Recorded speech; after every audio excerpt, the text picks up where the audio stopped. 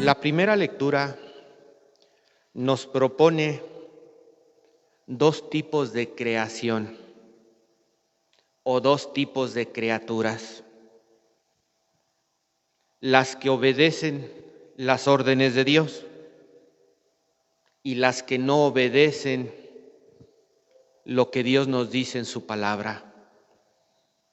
Y el primer párrafo de la lectura del libro de la sabiduría nos dice: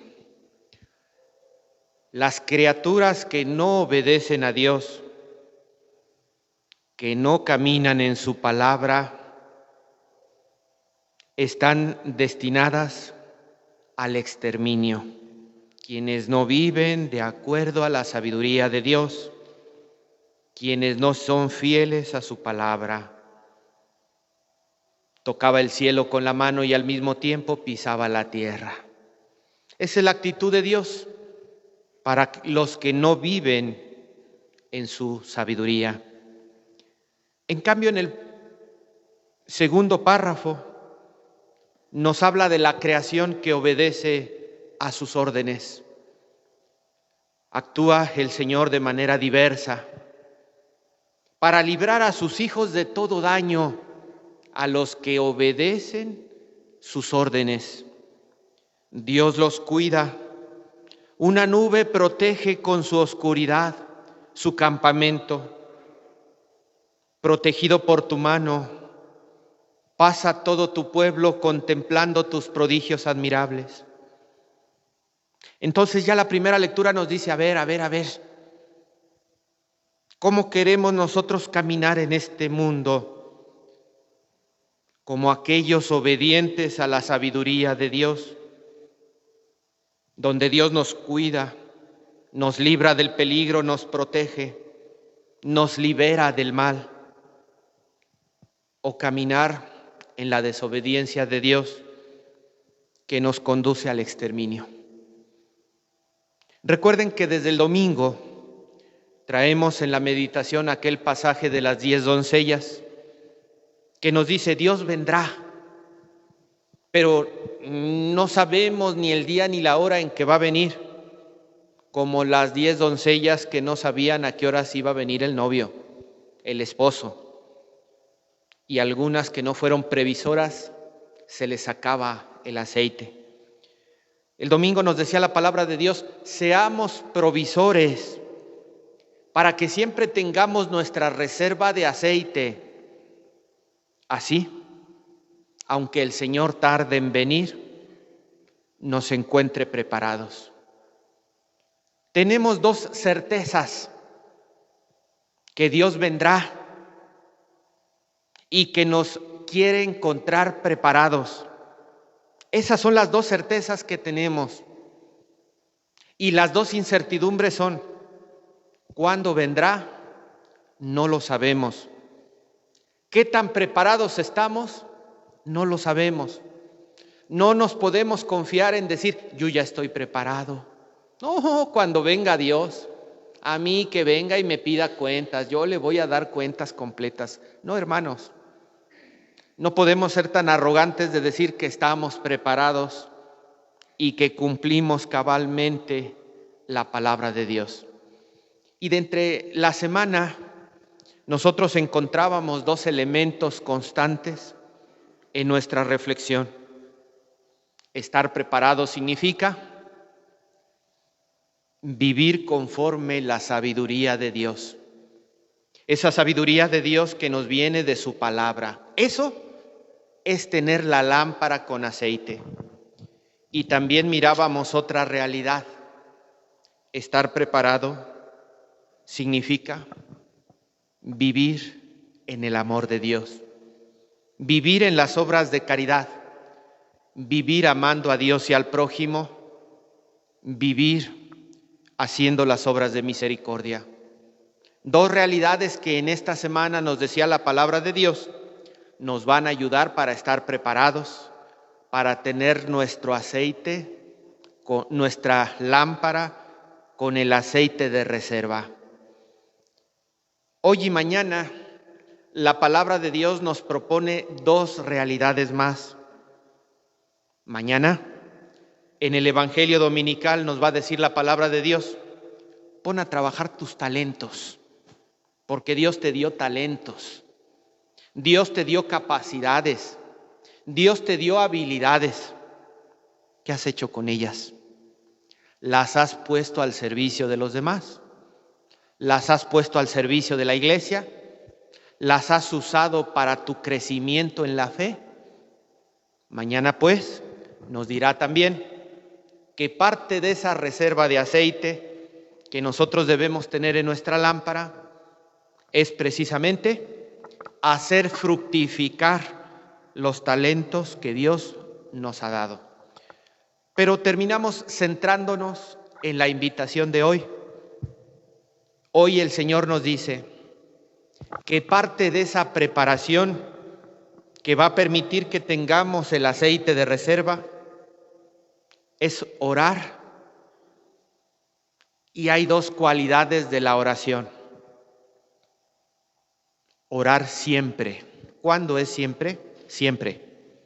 En la mañana, a mediodía, en la noche, en la Santa Misa, a la hora de los alimentos, cuando sales a la calle, cuando regresas de la calle, cuando te vas a entrevistar con una persona, cuando te dan una noticia.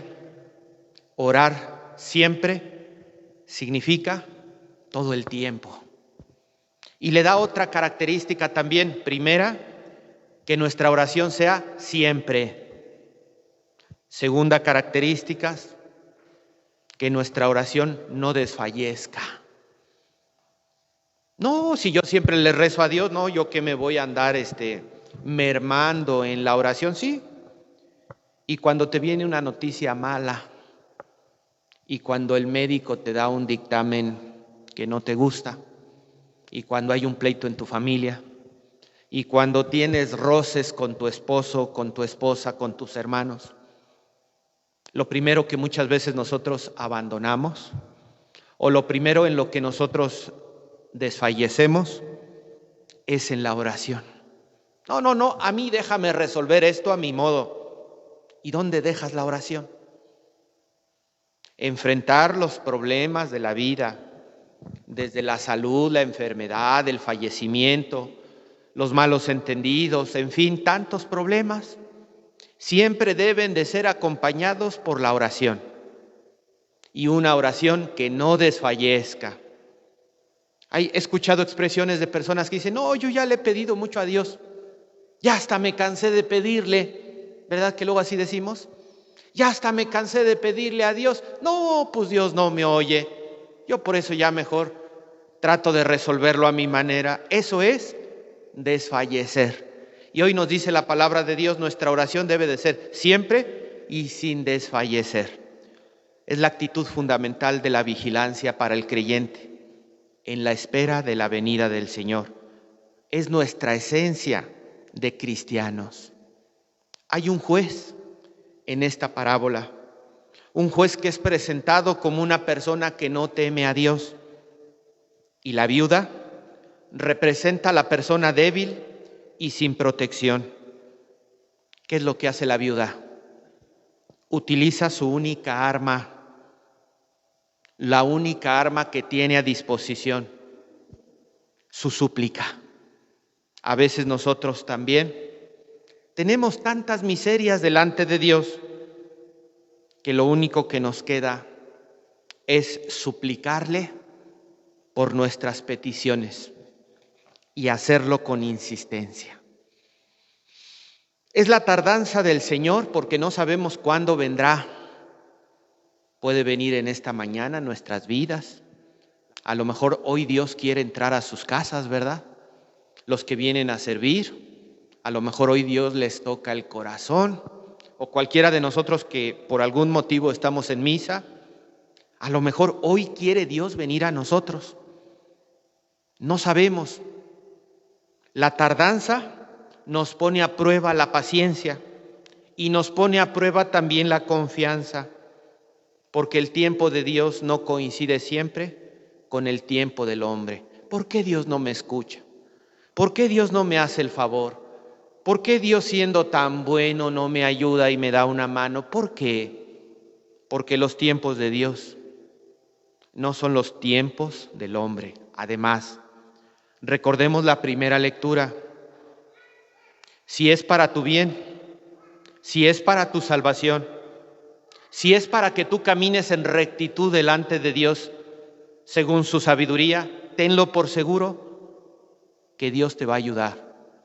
Si es para que sigas el mal camino, si es para que sigas portándote mal, si es para que sigas desperdiciando tu vida, ¿tú crees que Dios te va a ayudar? Por eso dice el final del Evangelio: cuando venga el Hijo del Hombre, ¿encontrará fe sobre la tierra? Porque no perseveramos, porque desfallecemos, porque a veces queremos que se resuelvan las cosas en el tiempo que yo lo quiero y a la forma que yo lo quiero, y no nos colocamos en las manos de Dios para que nuestra vida camine según como lo quiere Dios y no como lo queremos nosotros. Eso, queridos hermanos, solamente se logra en la vida de oración. Es en la oración donde nosotros comprendemos la sabiduría de Dios. Es en la oración donde nosotros vemos nuestras necesidades delante de Dios. Es en la oración donde nosotros llegamos a ser capaces de decirle a Dios que no se haga como yo quiero, sino como quieres tú. El punto no es si Dios vendrá, ya lo sabemos. El punto más bien recae sobre nosotros. ¿Estaremos preparados? Una invitación a la vigilancia, una invitación a llenar las lámparas de aceite. Hoy el Evangelio nos dice que es una invitación a la oración, para que cuando el Señor venga nos encuentre preparados. Que así sea. Que así sea.